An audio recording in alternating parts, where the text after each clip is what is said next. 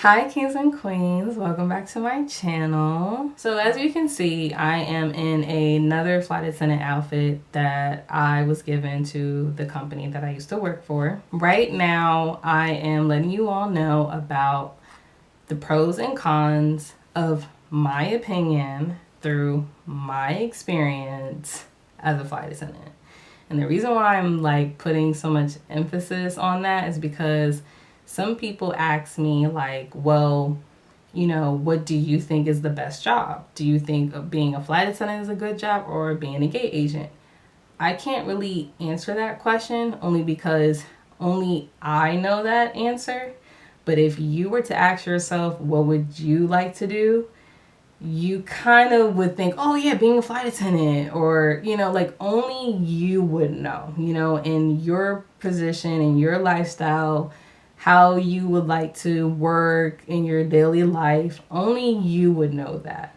So before I get started, I would like to let you know two things. I know flight attendants who absolutely love being a flight attendant. Love it. And I know some flight attendants who can't stand it. Someone even told me that they actually hated that job. So I just want to point that out to you. Like, that's just, it really just depends on you, on how you are, how your personality is, and how like time goes by throughout your life. Only you would know if you really like that position or not. So I suggest definitely going on YouTube, looking at the videos. Go on Facebook. There's a Facebook group, and I'll send you the link below as well as put it on the screen of the Facebook group that you should sign up for, so that way you get all the questions that you have answered. You get posted, you get like updates on like everyone's journey, like the whole process, and like, it's a really good support group. And I suggest definitely signing up for that group. Also, there's another link that I will let you know on what job is hiring right now for flight attendants. It's very hard now because of COVID, so like no one's really hiring. But right now, private jets are like hiring. So if you want to do private jet, I would recommend that because they get paid moolah. Okay, like really, they get paid very, very well. But it's totally different from a commercial flight attendant and a private jet flight attendant. It's totally different. You would have to do another research on that whole lifestyle. So yeah, those are the things that I want to tell you about, like the whole like flight attendant things. And I just want to let you guys know about that before I start my pros and con list. So what I'm going to do is I'm going to first start off with the cons, okay? So again, this is my opinion. This is through my experience and so forth. So the first con when it comes to being a flight attendant is you are on call. When you first become a flight attendant, your position is a reserve flight attendant. And what that means is that you are on call. So when you're on call, they can literally call you any time of the day. They do have a specific time range where they can call you, I believe, like 6 o'clock in the morning to 7 p.m. And that can go through like a good 5 days throughout the week. So you just gotta be like ready and have your bags ready, have your uniform ready, ironed out and everything. And when they call you, one, you have to answer that phone call. And you cannot miss that call. If you miss the call, you have to call them back within 15 minutes. So if you gotta take a quick shower, take your quick shower and make sure you answer the phone. Because if you don't answer the phone, that's a big no-no on you. And they assume that you are not available. You want to be available to them because that's just what the job is considered. So being on call sucks because anything that you do regularly is not gonna pretty much happen when you become a flight attendant. And what I mean by that is, say you have like a choir practice that you go through every Thursday. Say you and your girls go out karaoke night every Tuesday, and that is y'all thing. That's not going to be happening when you're a flight attendant. I don't care if you are so dedicated to this and you tell the company, oh, it's for religious reasons. Oh, my kids, like, oh, we have a family vacation. That is in their ear and out the other. That is not on their book.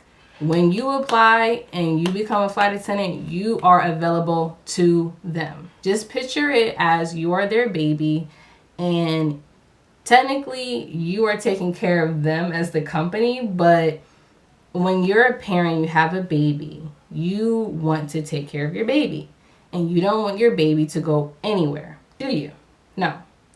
So when you become a flight attendant, you are American, United, Delta, Southwest baby. So you are available to them, no one else. So if you have that one time where your friends call you up and be like, hey, we about to go to the beach, you down?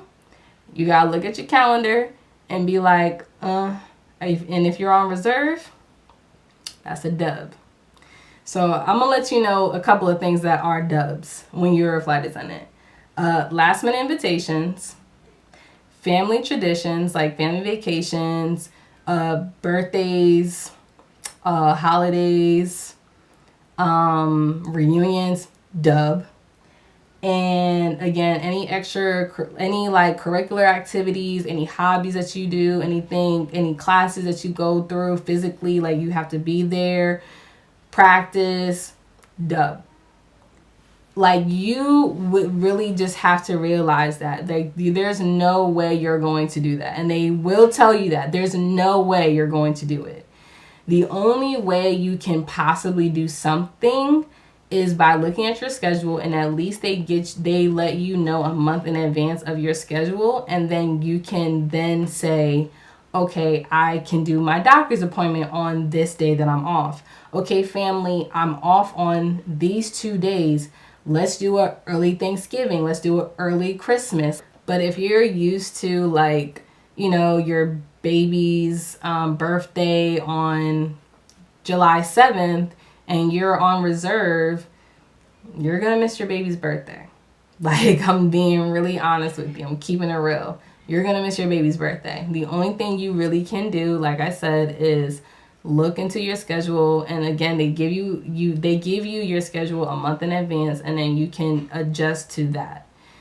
When you finish your probation, I just want to make a note of this. When you finish your probation, you will have a better set schedule, and then you can kind of like, do your family traditions or what have you. But just know that when you're on probation is 6 months, 9 months, almost to a year, sometimes longer.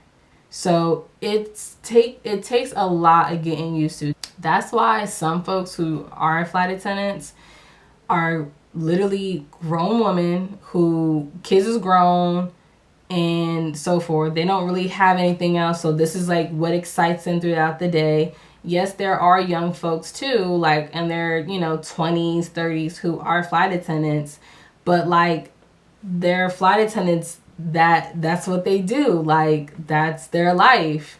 So anything on the side is like kind of doing things more online, not really being there physically, because you're not going to be physically there. You're always going to be on the skies, So yeah, I don't want to get off track, but just want to let you know, because I know some friends who think that, well, all I have to do is say this. No, it's not like your typical job that you can just get off easily, but it's not like that. It's totally different.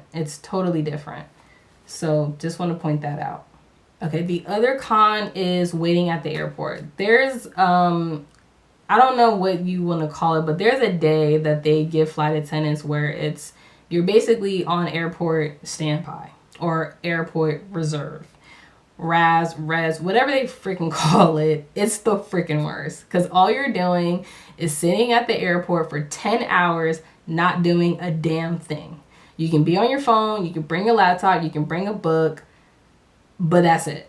you're just sitting there the whole time. And you're just like, really? Like, I would rather be home waiting for you guys to call me and let me know to do this trip.